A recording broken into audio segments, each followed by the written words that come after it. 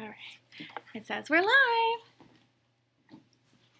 Go ahead. Hi, everyone. Hi.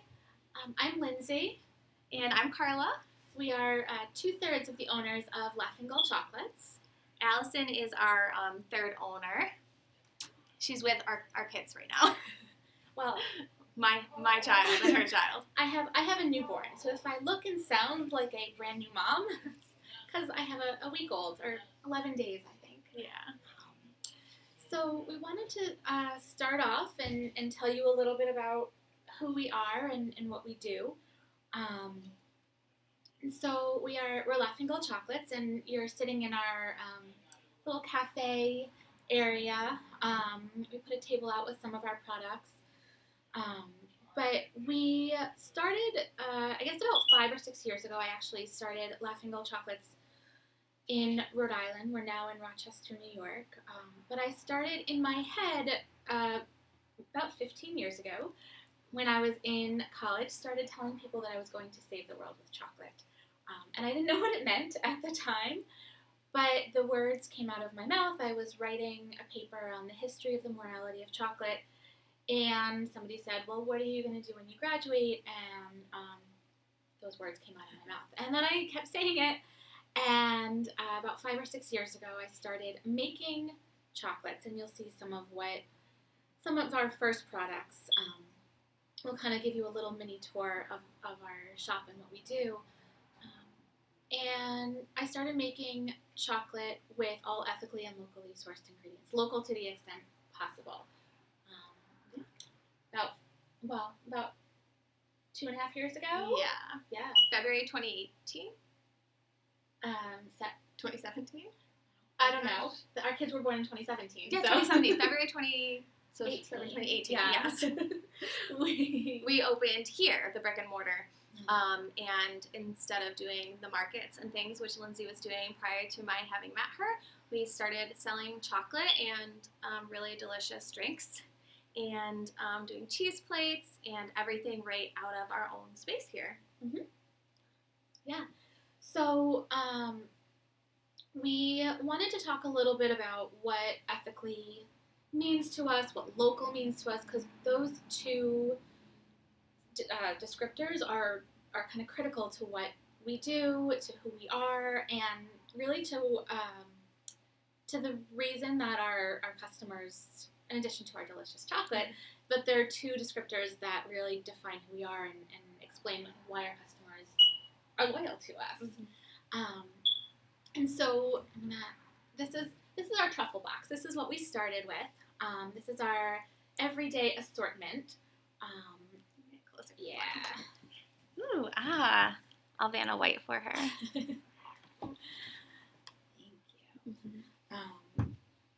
And so our everyday assortment includes raspberry truffles, a salted caramel truffle, salted caramel chocolate, a coffee truffle, and a pure dark truffle. And right now, the coffee truffle, we use a local Joe Bean coffee. So Joe Bean Coffee Roasters is local here in Rochester. Our raspberry is made with a Vermont raspberry jam, just 2 ingredients. And the pure dark and the salted caramel, and for all of the truffles, we use Pittsburgh Dairy Farms heavy cream. And so they're local to the Rochester area as well. Yeah, it's a really high quality heavy cream. We use their dairy for all of our products. Mm-hmm. We do an eggnog truffle around the holidays. We use their eggnog. And then the chocolate that we use in our truffles and in this salted, White, the salted caramel chocolate. So that's our salted caramel chocolate sauce. So in our truffles and the salted caramel chocolate sauce, we use a stone ground chocolate, which is has a little bit of a texture to it, and the chocolate is a little bit bolder than what you might taste or feel in a smoother chocolate, but it's really, really delicious, and it brings out some kind of unique flavors in our truffles.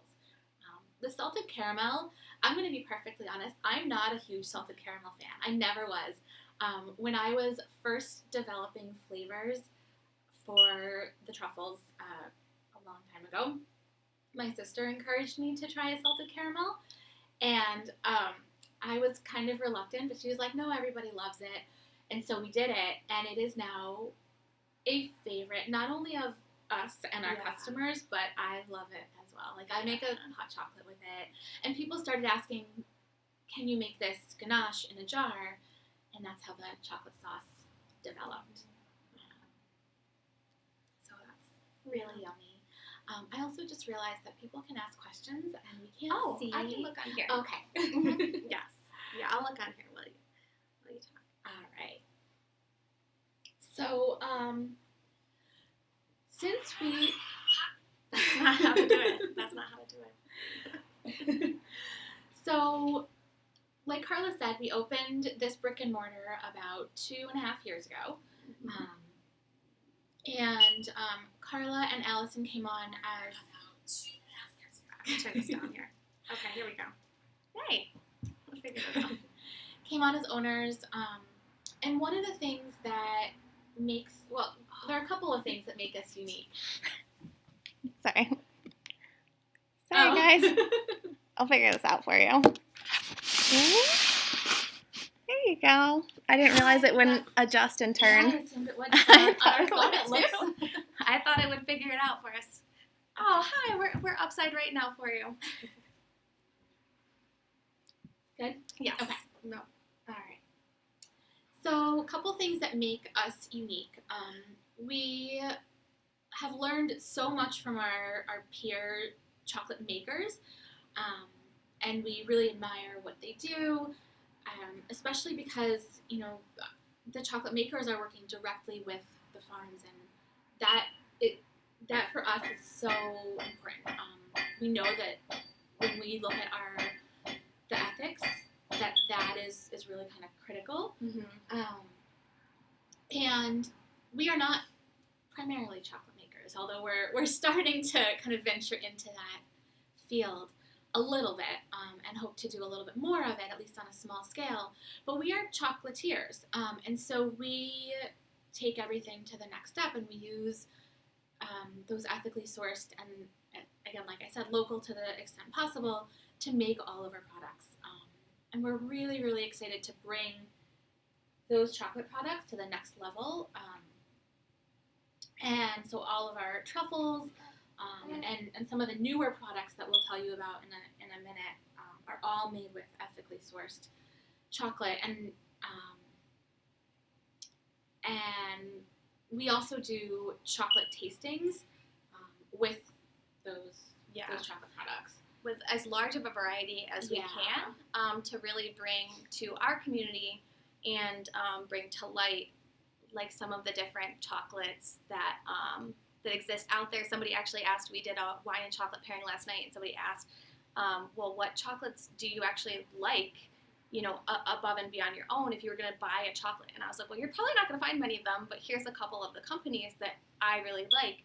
And they hadn't heard of any of them, but we're interested in purchasing these ethically sourced chocolates because they can taste the difference and also have received the message through us. So that's been really an important part of our mission, is to tell the why behind our choosing the ethically sourced chocolate, and then show what a dramatic difference it makes in flavor and in a final product when we use it and take it and create whatever its best self can be out of it. So.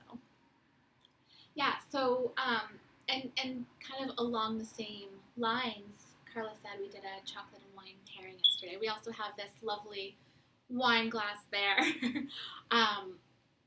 And we were in the Finger Lakes region, and so there are lots of really, really delicious wineries that I've missed over the past 9 months, and now I can finally indulge a little bit.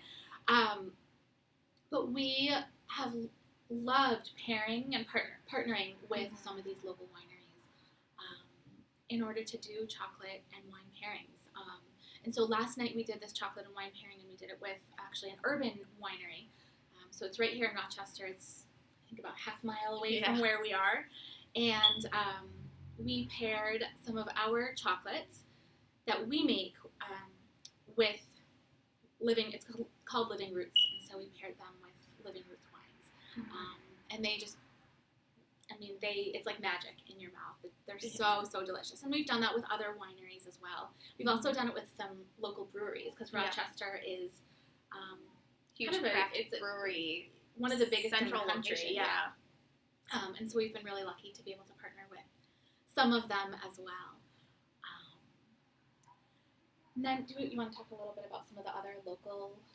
Yeah, so we're drinking chai from the Chai Guy. So he's local Rochester chai, and what's kind of cool about him, and kind of speaks to why we choose a lot of our partners, is that he knows his ingredients just as well as we know ours. So he chooses the best ingredients to make his chai. It's very simple but high quality ingredients. So we use not only his chai for our drinks every day, but also for our chai truffle, which is a vegan option, which we really like to try to offer, as many of those as we can. I mentioned Joe Bean coffee. We use a lot of Living Roots wine in our truffles as well, so we'll actually make wine truffles, which are really delicious. And then a lot of seasonal flavors that we do, we'll try to choose local ingredients or whatever's in season locally. We just, and actually still have a Black Button Bourbon Cream truffle. So Black Button is a local distillery here in Rochester, and their bourbon cream truffle that we make is really delicious. It pairs very well with the chocolate, and is one of those truffles that's a true experience in a bite. Let's see. What else? The balsamic. Oh, the balsamic. We just did a brand new, and this was one of those creations that comes about because you have ingredients in your kitchen, and then you decide you want to do something with them, which is one of my favorite ways to create products. So that is it's a blackberry ginger balsamic from F. Oliver's Vinegars and Oils. So they're semi-local here in Rochester. They have a couple of locations, and they take really unique flavors and combine them. So we reduced the vinegar down and put it inside this chocolate bar, and then there's also crystallized ginger on the top. So it's delicious. So somebody asked, what's been your favorite cocoa origin so far? I understand as chocolatiers, they usually work with different blends, or maybe that's a misnomer. No, so absolutely, you can work with blends, or you can do single origin. So we carry bars that are single origin, and we do purchase beans to use in our, we do a Transforming the Cacao Bean workshop, where we actually will roast beans and make a chocolate, what's essentially a chocolate liqueur out of them. My personal favorite so far are beans and chocolate from the Maya Mountains in Belize. There's this fruitiness to them that's just a very bright fruity note that is my personal favorite that I've tasted thus far in both the beans, raw, roasted, and in a final cacao product. Yeah, I think I would have said the same thing. I also am partial really more for personal reasons to some beans from Vietnam.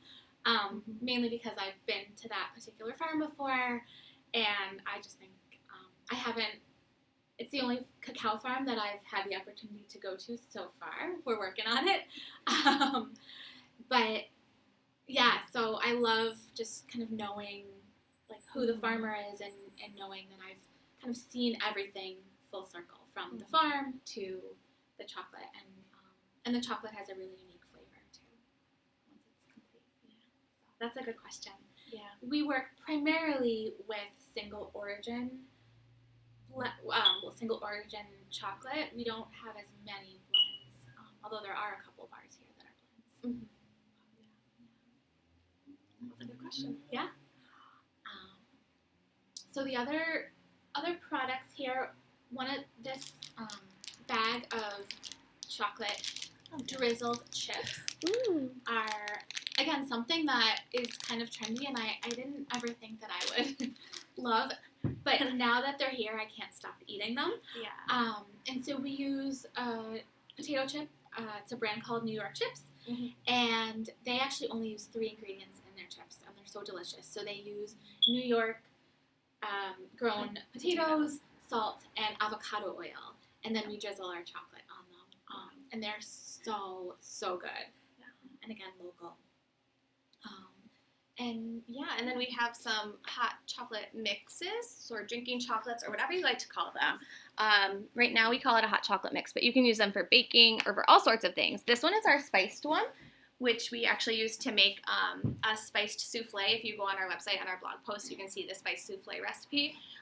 We ate a lot of souffle that day. It was really sad, not at all, and really delicious. So, and what's nice about it is it's just the direct trade chocolate, which has the beans, the cocoa butter, and the sugar, and cinnamon and cayenne. So it's really simple ingredients, but that blend down or melt into a drink very smoothly and just create a really delicious flavor. And the spices in there are actually locally sourced for us in the sense that they come from Stewart Spices. And so we'll use Stewart Spices in pretty much any spice that we have here. So we use for them.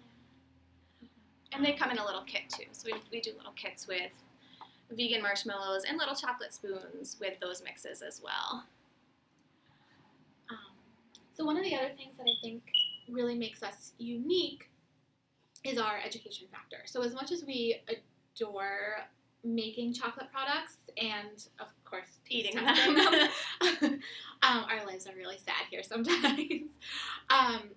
We pride ourselves on all of the education that we do, and partnering with so many different community members, including different schools. We've actually gone to local high schools. We've brought in homeschooling groups. We've partnered with some local colleges before. Yeah, and then other local community groups. And we teach them all about both how to make chocolate. So we actually do like tempering classes where we teach people kind of the science of chocolate, and we call it a Basics of Chocolate workshop. Yeah. This tired mama. And so Karla primarily teaches that one, and she'll teach people how to temper, and you go home with your own homemade bark. We teach people how to make their own truffles. Karla mentioned a little bit earlier the Transforming the Cacao Bean workshop, which is a relatively new class that we started offering, and one of our favorites to teach, because people get to do everything themselves with their hands and arms and muscles. Yeah. Roasting and grinding, and they go home with their own chocolate product. And while we are teaching all of those classes, we also talk about everything behind chocolate. So from the science to social justice to the history of chocolate, there's so much that goes into it. And I mean, it seems kind of silly when I think about it, but when I started telling people I was going to save the world with chocolate 15, whatever it was, years ago, this is kind of what I wanted to do, because who doesn't love chocolate? Right. But there are so many pieces of, like, so many elements in chocolate that people don't necessarily want to learn about in school. So here's a really fun way to learn about these important parts of our world. And I like the tangible piece of it. So the education, along with tangibly being able to see and taste a pure product that's been ethically made. I always tell people, like, it's good for your belly and it's good for your soul, because it feels good from start to finish.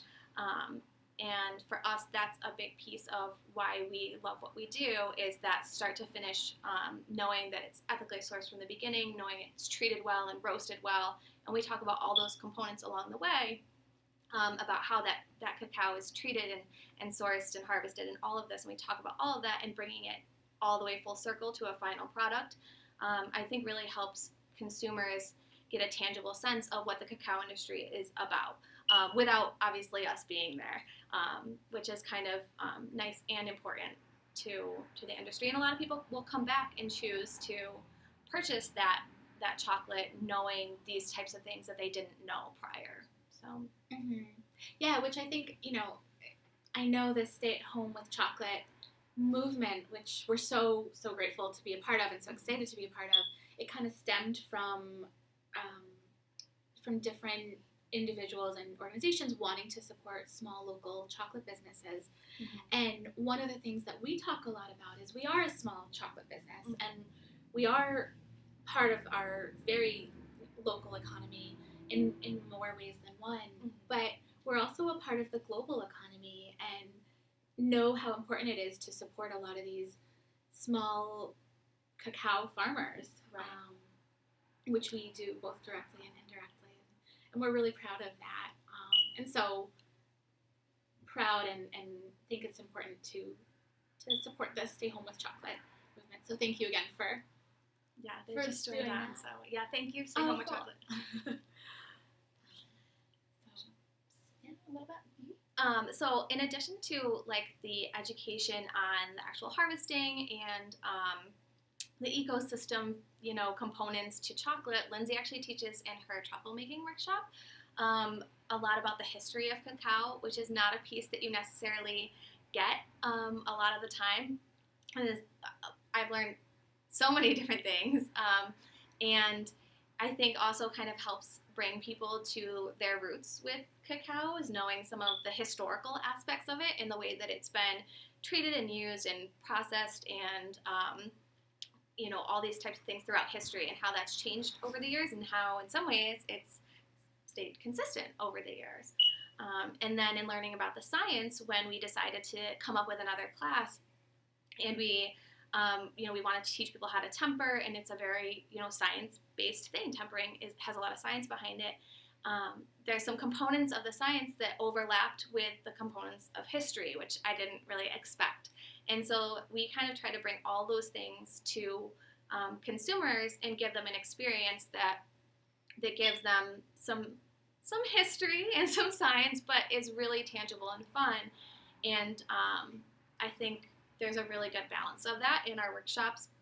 And I think that that's part of why people come back and take all three of them sometimes, is because those components overlap so well.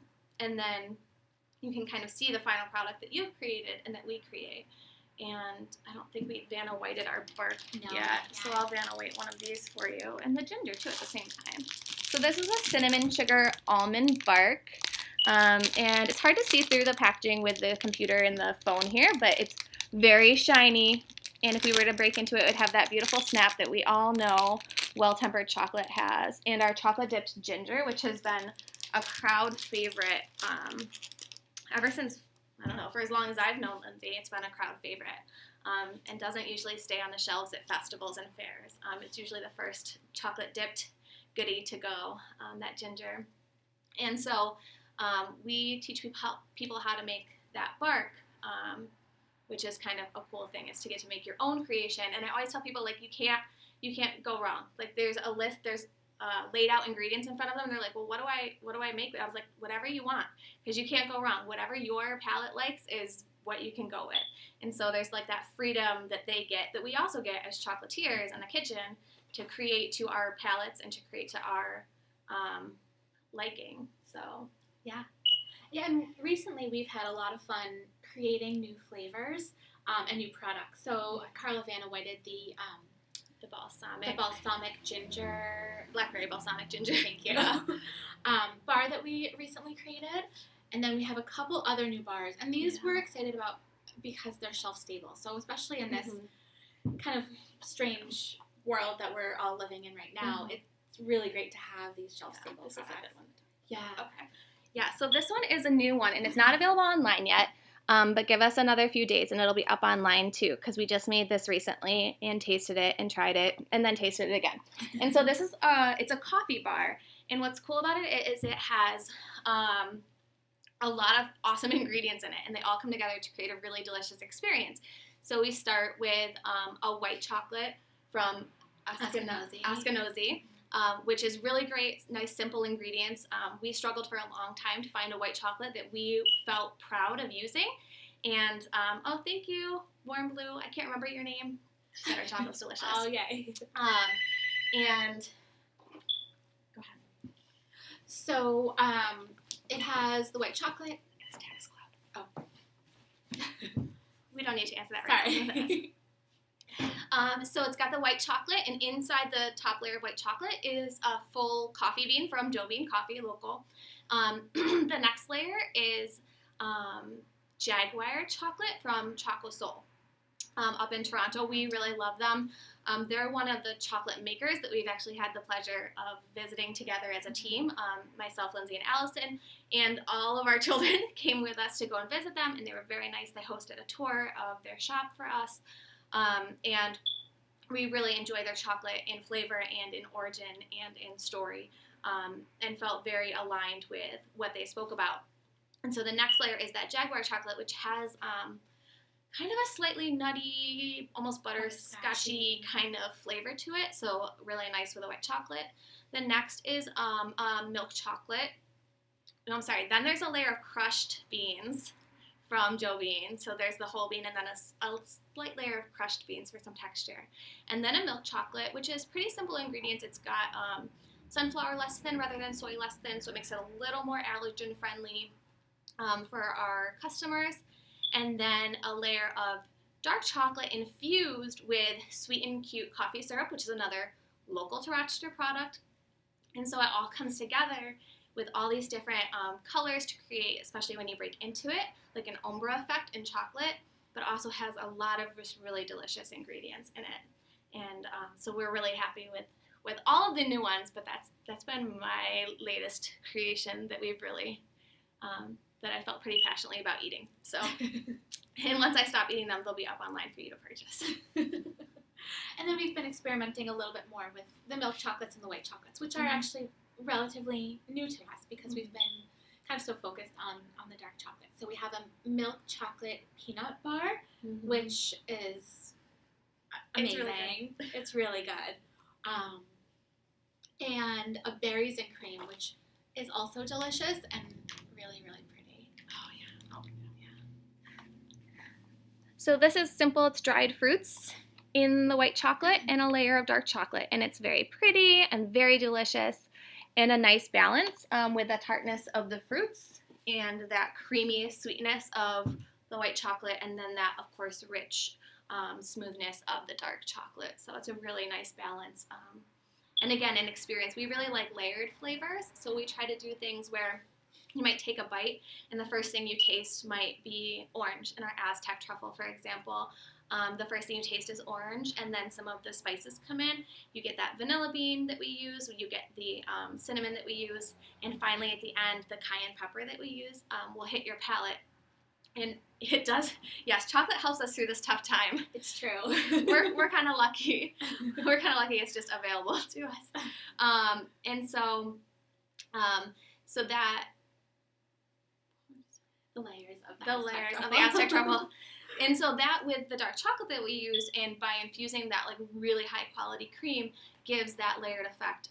And chocolate is a really nice facilitator for layered flavors because it can be so complex itself, and also takes other flavors really well. So that's one of our most layered truffle flavors, I think. And probably one of our more popular ones. Yeah. It was one of the first ones that we ever made. Yeah. That's exciting. So I think we're kind of coming up on the end. Yeah, if anybody has any questions, this will be a good time to get them in so I can make sure I can see them before we sign off.